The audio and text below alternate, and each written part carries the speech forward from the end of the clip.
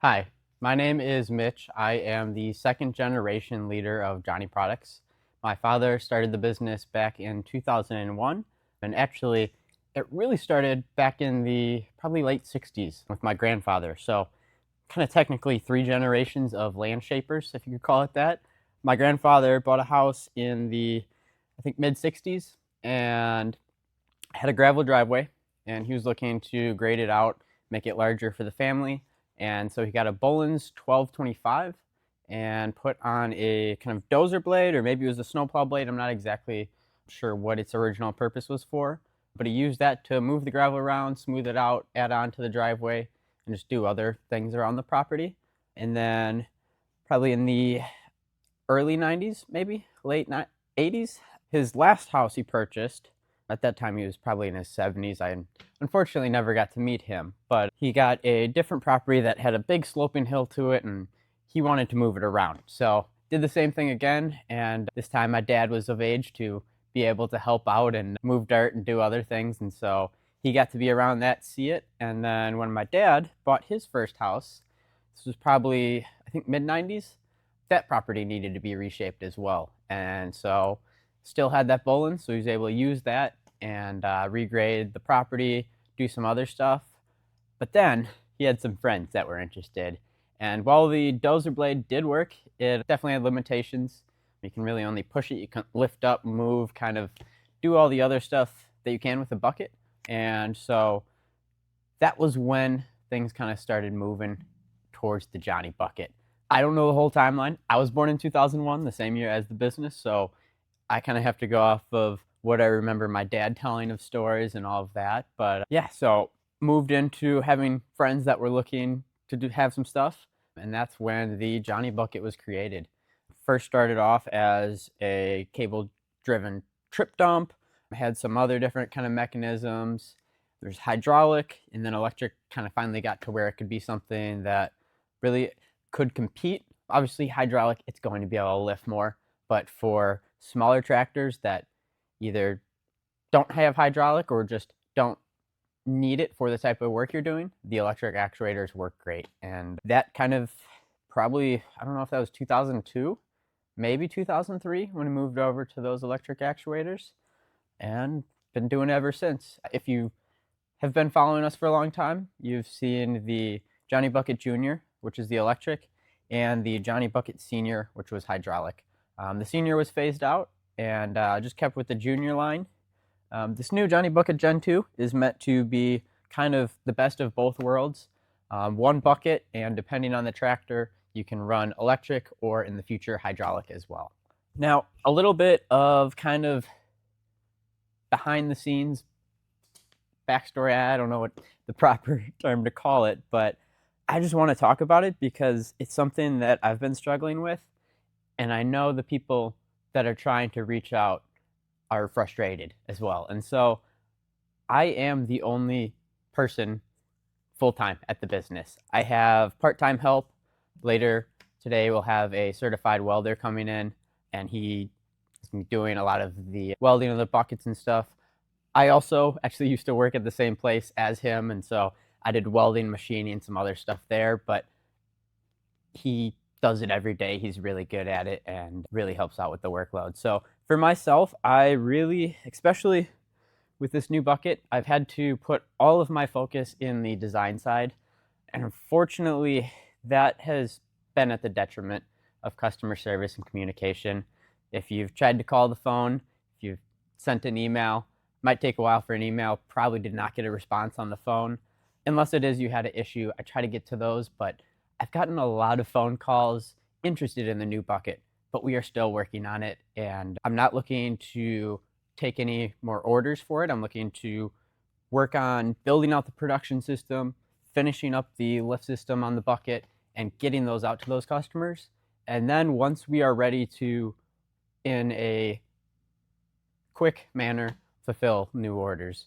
But yeah, that is kind of general backstory. I'm sure there's more little things, but let's go ahead. I'm going to flip the camera the other way and show you what the production bucket looks like. All right, so here is the production Gen 2 bucket. You'll notice there's a few differences. I added E-track on the sides, on either side here. So this is the same kind of mounting system that a trailer would have. So you can use all of those mounts. Still have the MOLLE mount and these custom slots, so you can mount whatever you want to it. And again, we have these for ratchet straps if you're wanting to hold something in here. Got a tooth bar on this one. I'll go ahead and show you. One of the things I wanted to make this super easy. I know the last Gen 1 tooth bar was very heavy and not always the easiest to get on. So 5 pounds, super light, AR 500, and it holds up really well to the abuse. So that is those. You can see on this bucket here how those E-track can mount in there like that. Here is all of our parts that we have in. So I'm going to start on this side. So this is the base shell of the bucket. Here is the top shell, the side plates, and then over here we have the AR 500 cutting edge and the I don't know what you'd really call these. I kind of internally call it an anti-guillotine device, because when you don't have it, you can see there's this lip here, and so if you were to try to set the bucket, oh, there goes that. If you were to try to set the bucket down and you didn't get your finger out of the way, that could hurt, or possibly cause injury. So that's what these things are for. I can show you on this bucket. Go ahead and flip that up. You can see what that looks like. These holes here, I don't have anything designed yet, and frankly, it would be cool to see some other companies making some kind of bolt-on attachments for this. But I could see it being used for like a hook. Maybe you can get like a, I forget what the name of them are, but for kind of ripping up soil, or hook up a chain to it. That is that portion. We've got a whole bunch of tooth bars welded up. So those are going to be getting powder coated here soon. Yeah, that's kind of that portion. I'm going to go ahead, we'll jump into the lift mechanism, and I want to get your guys' thoughts, see what direction you guys would like it to go, because I'm kind of at a crossroads. So let's jump into that.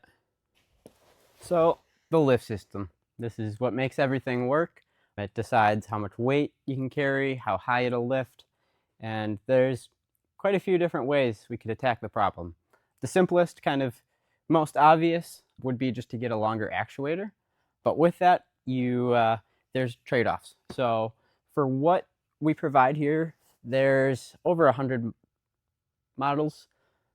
I was doing a recent scrub and it said like there's 1,000, but I think so many of those are like little subcategories and other stuff, but dozens of brands and a lot of variation in how much the hood tilts, other variables. And so it kind of rules out having a longer actuator from the get-go. I'd definitely like to have upgrades that allows you to put in longer actuators if your machine allows it. But for right now, we're just sticking with that 4-inch, 1,200-pound actuator. So this one has two in here. We have a lift, you can see going this way. That's how it has always been. And then there's a second actuator that goes this way. So I'm going to go ahead, I'll run it through, explain which one is which. If you hear a clicking, that is completely all right. There is a limiter clutch on the inside, so the motor can never stall if it hits its max lifting capacity or it's at the end of the stroke. So I'm probably going to hit the wrong direction and you're going to hear that sound, but it is completely all right. So first I'll run the lift actuator. Dang it, did not work. There we go. So you can see that bucket does not come down all of the way. And that is because, go ahead and tilt this here, we have a second actuator now.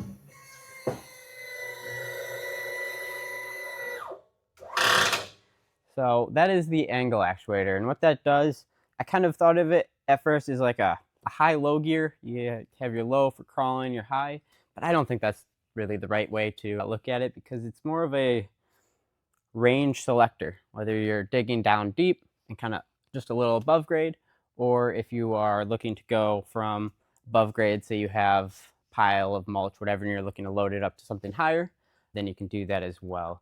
Now, this does add complexity and cost, and I've been really kind of questioning whether having a second actuator is the right move. I think it adds a huge amount of functionality and also the ability to add some different unique attachments that can take advantage of that lifting and angling. So whether it's a small like trenching bucket, so you can dig like lines for whether it's drainage, electrical, whatever else you're doing, or anything else that people can come up with. I know one of them for a long time that I've been wanting to make is a, what do you call them? It's like the claw thing. Grapple. That is it, the grapple. So that would allow for, if you have two actuators, you can still do the lift, and then you have the second one that might close it, clamshell. And with that angle actuator, we could replace that with an adjustable tie rod, and that would allow for you to have that same kind of motion. Now there is also, I should mention, it will allow to have dynamic lift range. So if you have the pivot, right now it's underneath, when you have it underneath there, it will cause the bucket to rise higher. If it was above that pivot, it almost kind of raises level and you lose a lot of height, but you gain capacity. And so that could be another option we do, is like a tie rod, and then that can switch over. I really want to hear your guys' thoughts. I can design pretty quickly once I know the constraints I have to follow. I've been playing around with so many different configurations and not knowing kind of what direction we should really take it. And that's where I want to hear from you guys. You know what kind of projects you need it for? For me, I've just heard people want more lift height, and I want to give it to you, but I don't want to make it too expensive, too clumsy, all the other things that could come with it. But is it worth it? You guys tell me. I think we could do some kind of lever as well that could work, and so you can adjust the lever to like a high lifting mode and then go to a low. That's another way we could do it. Let me go ahead, run it to the, I never get the right direction.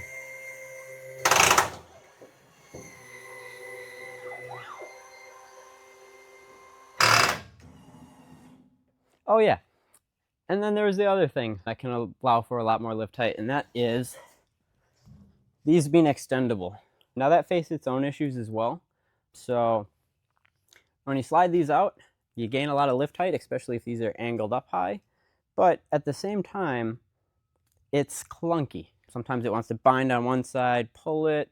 You need a longer extension wire for that. And I don't know. This is another thing of, I want to hear you guys' thoughts.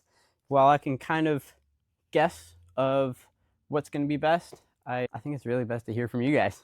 The other thing that I had tried was having these as swiveling, and that was when I had posted the high lift upgrade. So if you've seen the link, tried to click it, and it was a 404, 403, that's because I took it off and I wasn't sure if it was the right thing to sell. For me, I just am always driven by making the best product I possibly can, and so it allows for more functionality, but it allows for just clunkiness, I guess. They'll definitely be bolted, but right now it's a slot in the slot. No matter how tight you get it, seems like it could still slide once in a while, and you have one that's angled, one that's not. So that's why I think we just got to keep the angle here. This was before I had that whole system, so that really proved, okay, yeah, if we angle the arms up higher, we get a lot more lift height. But like I said, there's trade-offs to it. So another thing that we're trying to kind of constrain to is keeping it as far back as we can. This whole system here is a prototype built onto the old plates and everything, so it's pushed forward 4 inches farther than it would actually be on the tractor itself. But yeah, I'm just gonna post this today. Look at your guys' comments. We work with a company that can get parts back to us in about a week. So once we kind of have this is how we should do it, I can go ahead, build that, send in the order, we can get stuff welded up really quick. That was kind of the same thing with the bucket. I don't think I'm seeing in there, so I'll keep it down here. Let me know your guys' thoughts. I'm excited to give you guys that next generation. a little update if you did purchase the pre-sale 50. We have the actuators coming in at the end of the month. So I'm really hoping I can get a turnaround of about a week or two afterwards. So once we get that designed, I can get it turned out pretty dang quick, and we can get your guys' orders out to you. Thank you guys. Hope you enjoy.